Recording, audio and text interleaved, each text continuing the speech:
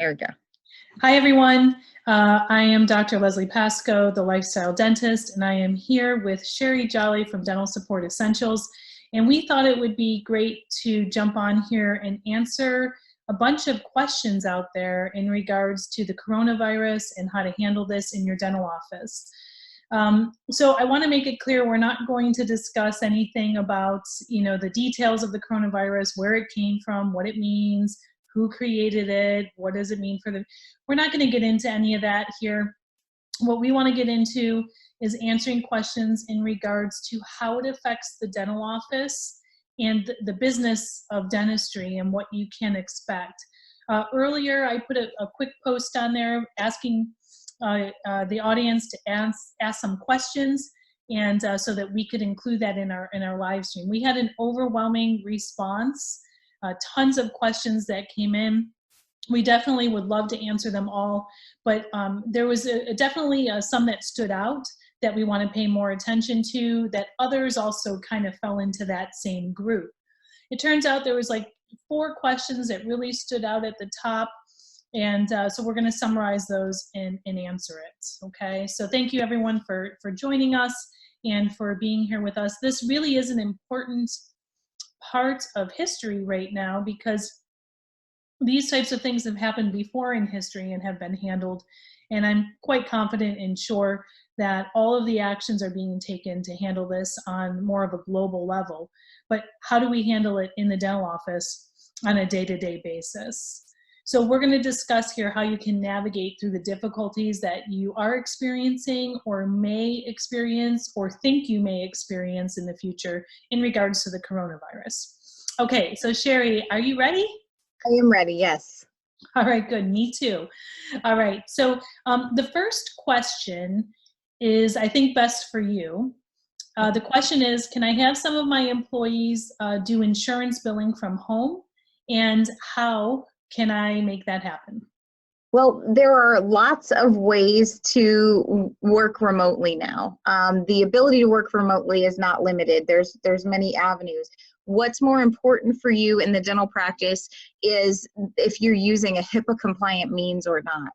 And I want you to think about that. If you're opening charts or you're opening your practice management software, it's the equivalent of taking a chart home. So you need to make sure that you are using a HIPAA compliant means of doing so. The other thing is the communication method that your employees might be using. If they're using their own personal phones to call patients, that means that the caller ID might have their phone number on there, and then the patients then have their own personal numbers. But more importantly, what's going on in the background of your employee? Are there dogs barking? Are there children playing? What's happening in the background there? So you have to be mindful of those types of things. The work can certainly be done from any computer with internet access, but again, make sure that they have secure Wi-Fi, that you're using HIPAA compliant method of logging in, which means that it's not probably going to be one of those free services. A free service is probably not HIPAA compliant. So that's your biggest concern about working from home. And there's only so much you can do from home because the dental office is service-based and you are providing healthcare and services in the office. So there's only a few things that you can do. So Sherry, I think just to extend on that, those are really super good points. And it's true. I mean, in a dental office, you can't travel. I guess you could, but it wouldn't be very effective and probably not very safe, considering its dental office is very sanitary outside of other environments.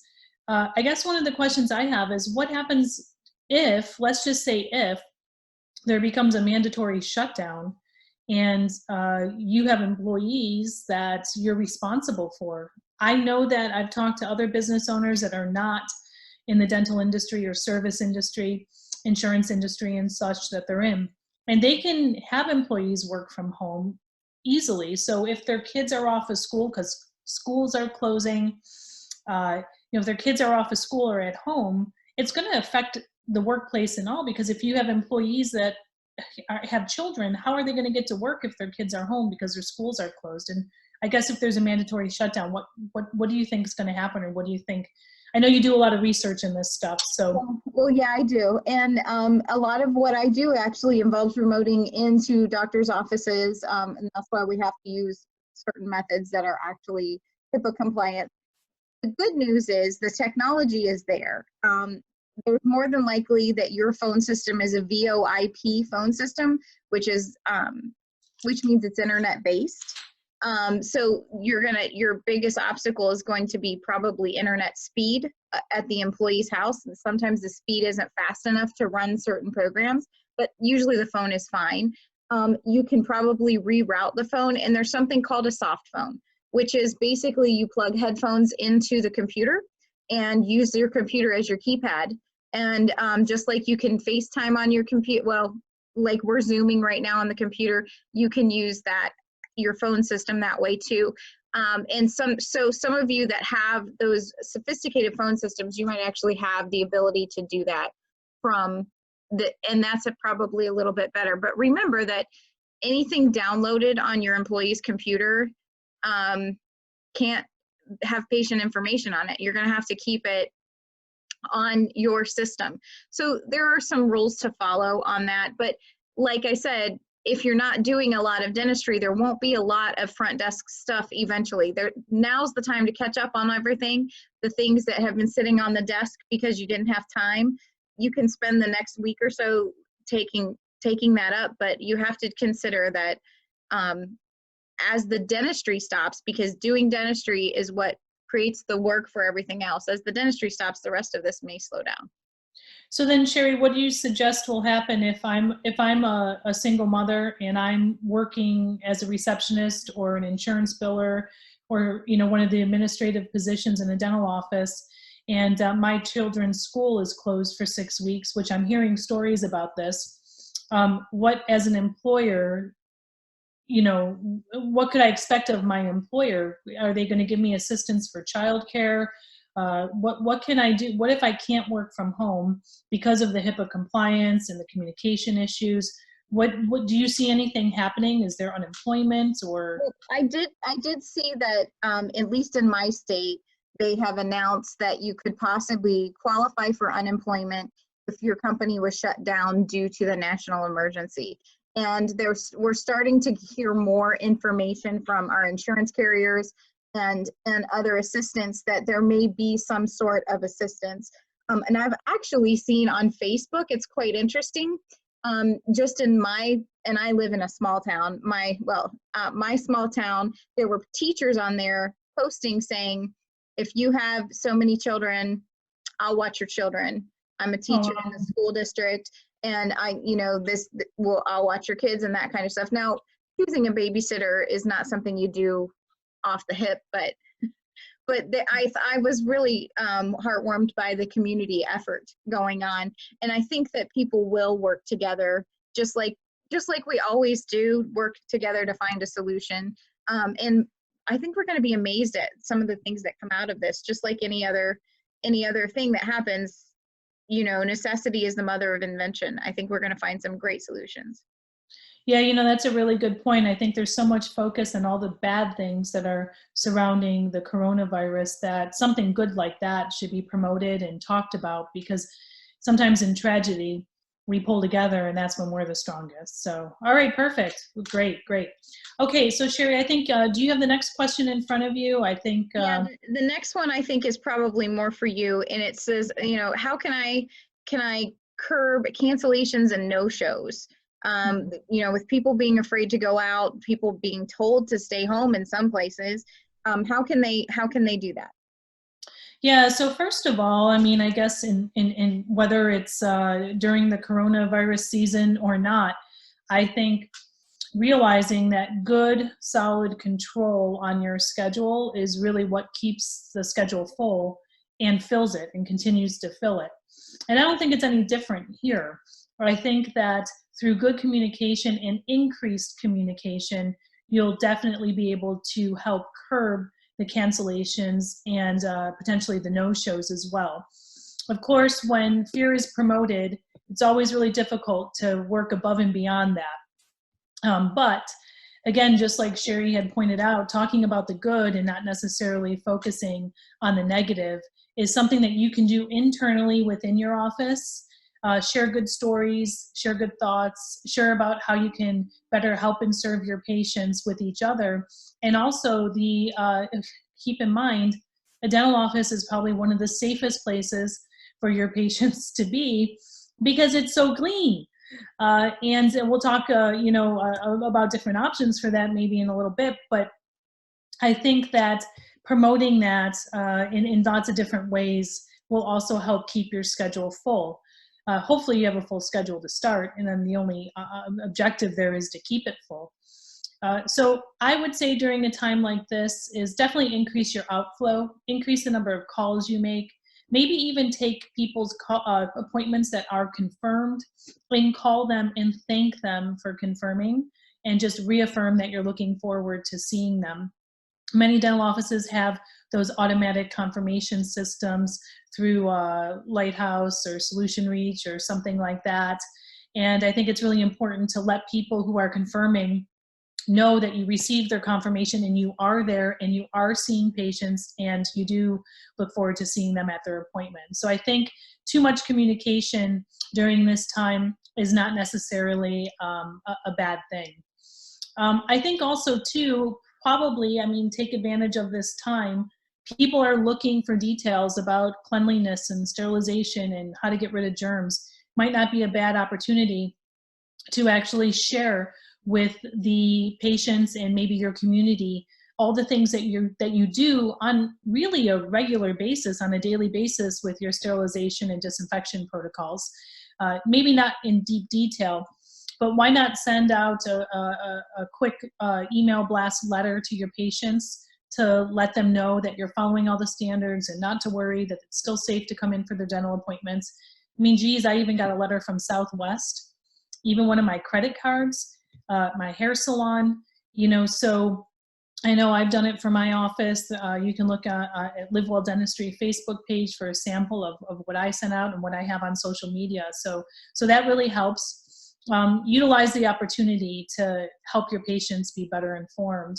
And I think that's probably the best way. I think most dental offices, the knee-jerk reaction is to contract and to kind of fall victim to what's going on in the world outside of your office. I say do just the opposite and really promote yourself and promote all the good things that you do from a disinfection and sterilization process on a daily basis. So that's how I would answer that question. I think you'll definitely see a decrease in cancellations and no-shows if you just continue to communicate, continue to promote, and let people know that you're there and that it's okay for them to come and see you. Yeah. All right. So I think that answers that question. And I think, Sherry, our third question, because we're doing 4 questions tonight, the top 4, I think really is directed towards you. And it's something I hadn't even thought of. And so I was really glad this person asked. The question is, will I see a slowdown or delay in payment on my insurance claims? Could it be any slower? I don't really know. Well, I think first of all, there are things that make claims get paid faster and things that don't. A clean claim gets paid faster. A clean claim submitted electronically gets paid faster. When you say clean, you don't mean free of the coronavirus. Don't mean, no. What I mean is correct information. A claim with accurate, correct information, which is almost 100% done in the eligibility process. The payer ID, all of that kind of stuff. So a clean claim gets paid faster. An electronic claim gets paid faster. I think it's important that electronic claims be utilized at this time. The more paper you have. The other thing is there's claims that always get paid slower, and you should kind of expect that anyway. Claims that require x-rays where someone might actually review the x-ray, those tend to get paid slower. But my rule is, and this is because I'm a cynic and I spend my time on chasing insurance claims down, is the more expensive the treatment, the slower it gets paid. So you shouldn't see a decrease in hygiene claims. You shouldn't, because those are usually processed pretty quickly and electronically. So making sure things are clean making sure your eligibility protocol. And if you are slowing down, that means you do have the time to check all the pieces of information, because the number one reason a claim isn't paid is because of a data error. At least that's Sherry's opinion. I don't have any official sources besides my own experience to tell me that. So that's really important. I will tell you that a lot of times when you call a call center, you already know this. When you call for United Healthcare, when you call for MetLife, and a couple of other, you call a call center overseas. And we don't know exactly what is going to happen to the workforces overseas. So we don't exactly know what exactly, like, if our customer service, if you called today on insurance, you know that there's a couple that used to give you 5 patients eligibility at one time, and now they're only going to look at 3. They're limiting how many patients that you can talk to them about in one phone call. So I don't know that really if it's going to slow down. I do know this: the more you do electronically and the less you involve a person, the less interruption you're going to see. Okay, because is it possible that some of these people who are working at the insurance companies who are processing these claims and taking the phone calls and reviewing x-rays, things like that, that they're being told to stay home, or they're being told that they can't work? Yeah, What would happen then? well, that's the thing, is we don't always know where they are. They could be in the United States, they could be in the Philippines, they could be anywhere. These consultants, and and a lot of these consultants aren't necessarily in they review these things remotely. We send it to them. So I'm saying that we don't know where the person's located, and depending on the rules of the person's physical location, it could slow down, it could not. So once again, doing things as electronically as possible is the most important to keep the speed up. But I honestly think if you're going to see a slowdown at all, it's probably going to be due to, the more cancellations you have, like slower production, things like that. So that's where I think you're going to see the real slowdown, is in production. People putting off treatment until they feel more secure about going out and things like that. And so maybe the claim might take an extra week to process, maybe not, but it might just take you might just have a slow march as far as production. Yeah, so I think this kind of goes back to the second question about the cancellations and no-shows. In times like this, some of the people who have made the most progress have done it during a time when there's a crisis or a tragedy, or taking advantage of, and I don't mean advantage in a bad way, but taking advantage of those opportunities. Back in 2008 during the economic crash, there was a lot of people who came out of that far, far ahead. And I can think of some, I don't know if I should mention any names specifically or not, but I can think of people that I've read their books and done some of their courses, and they have come out of those times way ahead because they use that opportunity to do better business. And I think that's something that we as dentists have an opportunity to do in our practices as well. So yeah, okay, good point. So the last thing is, and this is kind of funny because, we've talked about a mask shortage. There are all kinds of things. Like, I tried to place an order to Henry Schein today, and there was a big disclosure right on the Henry Schein website that said, due to high demand, you may not get everything you're asking for. So how far should we go with infection control? And what do we tell our patients about when we're doing it? What do you think we should do there? Well, first, just a quick, so that's a good question. I think that's our fourth question there. And that came up quite a bit, actually, in the whole mask situation. Like, there's a lot of questions revolving around that. First of all, if you do your research on the virus, the masks really aren't going to help you. So I know that there's probably a lot of people out there who aren't in the health professions.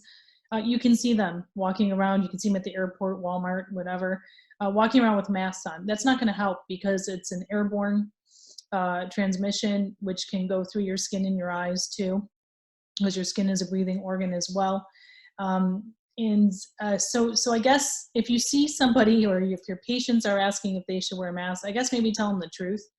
I think if you're sick and you're wearing a mask to protect other people, that's great.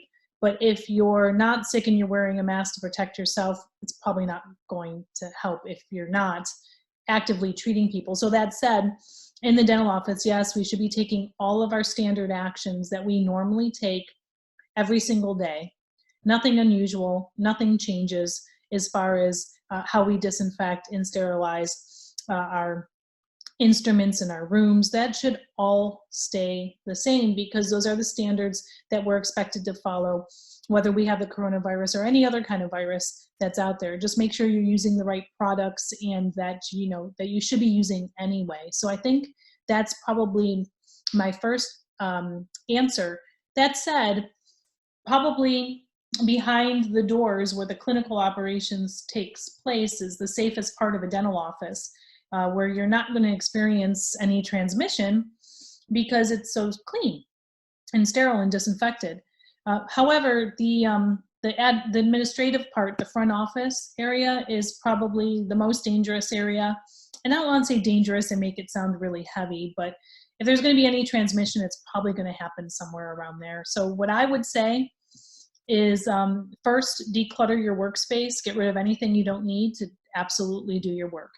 The big canister with all the hundreds of pens in it, the sticky notes, the things that you touch on a regular basis. Get rid of all the extra clutter. Disinfect and clean your area. Disinfect and clean the reception room. And when I say disinfect, I'm not saying that you have to run things through sterilization. I mean, just regular standard sprays and wipes that can kill any type of thing that would make you sick.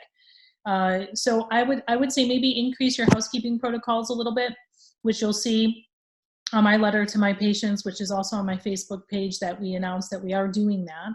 I think that's important, but from the clinical area, to keep those standard processes in place. Now, one of the things I would suggest that I notice, I'm not thinking much of it, but I'm sure a patient who's being told that they're going to die from this coronavirus, and they're nervous to come out into your dental office in the first place, they're going to notice the little things that you do. So what I would suggest is, when you're setting up a room, leave everything wrapped, leave everything on the tray. Don't touch anything in the room. Not a saliva ejector, not a cord, nothing. Don't touch anything in the room without putting your gloves on first. Maybe even keep, your cavi wipes or your disinfectant wipes, one on hand in the room, and kind of wipe things as you go. Patients will notice those little things. So again, I would just take those little extra steps and keep in mind that it's the perception of the public that, if you're wrapping your cassettes or having your instruments in sterilization pouches, which I hope you are, leave those things wrapped and in place in front of the patient for them to see, so that they realize that you're following, disinfectant and sterilization procedures. I think you should be doing that anyway. I know we do that in my office. We don't touch anything. Everything goes on a tray. Everything's wrapped. We use, most of our products are disposable. Almost everything is disposable. So consider, moving into disposable, and maybe even promoting and telling your patients about it, so that they realize that like my burrs are disposable. I use disposable burrs, just to be on the safe side. Maybe even tell your patients now might be the time to talk about those types of things. Yeah, I think you're right when you say that. It's the admin area. It's where they come and put their hands on the countertop and that kind of stuff. The phone. I mean, I was thinking about how many times a clinical area gets wiped and cleaned a day. If it's one patient an hour, that's 8 times a day. Whereas the admin area might get wiped once a day. Mm-hmm. So you take that same kind of protocol and you add it to the admin area. I think showing your patients, like you said, if your patients see you doing it, mm-hmm. I think it reassures them. Yeah. So I think, those things will definitely help in the dental office. It will definitely help with employees and their safety. It will answer all the employees and the patients' questions. It's going to help curb your cancellations and no-shows. And I think it's also going to give us, as dentists in the medical healthcare industry, I do firmly believe that as dentists, we are part of medicine, that we're going to have this opportunity to show patients that, you know, we're not yo-yos, that we know what we're doing and that we're following protocols. And this is a standard medical and dental action. So I hope that that really helps all of you who are hearing this. If you have any questions, you can always private message Sherry or I through our Facebook page. I'm on Facebook as Leslie Pasco or the Lifestyle Dentist. Sherry, how can people find you? Well, my Facebook page is Dental Support Essentials, and then also my personal Facebook is Sherry Miller Jolly.